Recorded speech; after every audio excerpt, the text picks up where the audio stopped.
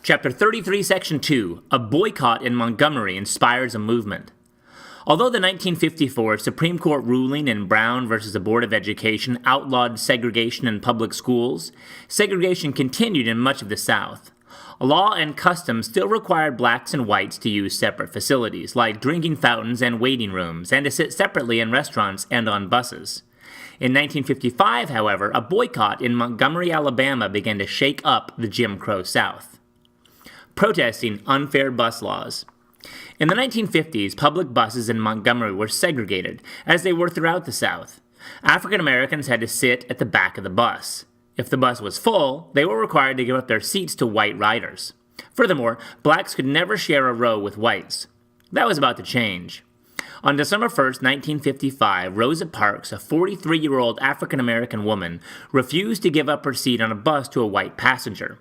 Parks, a seamstress, had been active in the Alabama chapter of the National Association for the Advancement of Colored People. Years later, Parks described her motives for remaining in her seat. "This is what I want to know. When and how would we ever determine our rights as human beings?" Leaders of the Montgomery chapter of the NAACP had been looking for a test case to fight segregation. Parks, who was well-spoken and had a solid reputation in the community, seemed perfect. E.D. Nixon, a local activist, asked Parks if the NAACP could build a case around her arrest, and Parks agreed. The following evening, a group of African American ministers met to plan a strategy. They decided to hold a one-day bus boycott on December 5th.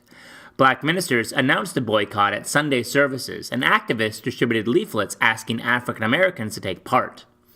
On December 5th, a sign at the Montgomery bus stop read, "People, don't ride the bus today. Don't ride it. For freedom." On that day, 90% of African Americans who usually rode the bus honored the boycott. A young minister becomes a leader. The one-day boycott was so successful that the organizers, who called themselves the Montgomery Improvement Association, decided to extend it. To lead the Montgomery bus boycott, the MIA chose a 26-year-old minister, Martin Luther King Jr. King was a pastor of the Dexter Avenue Baptist Church. Originally from Atlanta, King had come to Montgomery after completing a PhD in theology at Boston University.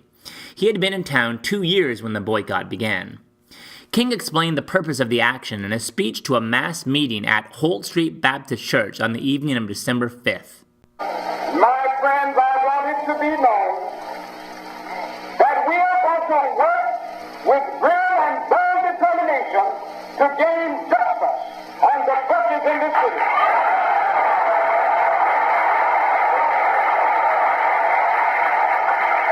And we are not wrong. We are not wrong in what we are doing. If we are wrong, the Supreme Court of this nation is wrong.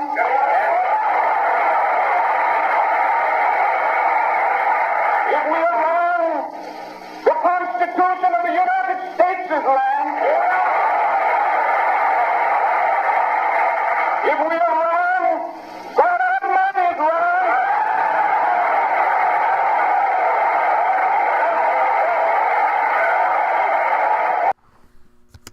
If we are wrong, justice is enough. God has money. And we are determined here in Montgomery to work and fight until justice runs down that water.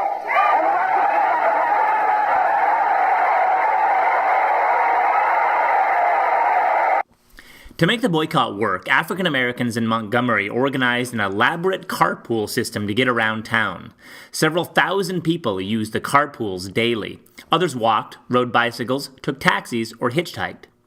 Many of Montgomery's white leaders did everything they could to stop the boycott and preserve segregation.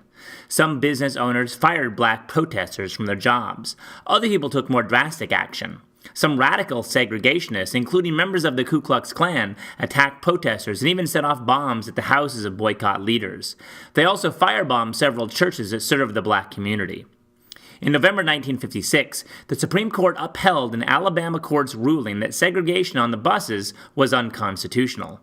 About a month later, on December 20th, the protesters voted to end the boycott, which had lasted 381 days. As a result of the Montgomery bus boycott, Martin Luther King Jr. earned a national reputation as a civil rights leader. African American churches support the movement. After the boycott, King worked with other ministers and civil rights leaders to form the Southern Christian Leadership Conference, SCLC, in 1957. With King as its president, the SCLC would play a major role in the civil rights movement. The SCLC pledged to use nonviolent resistance to redeem the soul of America. Nonviolent resistance is peaceful protest or non-cooperation with authorities that is designed to achieve social or political goals. In a public statement on January 11, 1957, the SCLC explained the strategy. Nonviolence is not a symbol of weakness or cowardice, but as Jesus demonstrated, nonviolent resistance transforms weakness into strength and breeds courage in the face of danger. We urge African Americans, no matter how great the provocation, to dedicate themselves to this motto: not one hair on one head of one white person shall be harmed. SCLC, a statement to the South and the nation, January 11, 1957. Supporters of the SCLC vowed that they would not resort to violence to achieve their ends, but would remain peaceful and steadfast in their pursuit of justice. This would prove to be a powerful tactic in the struggle for civil rights.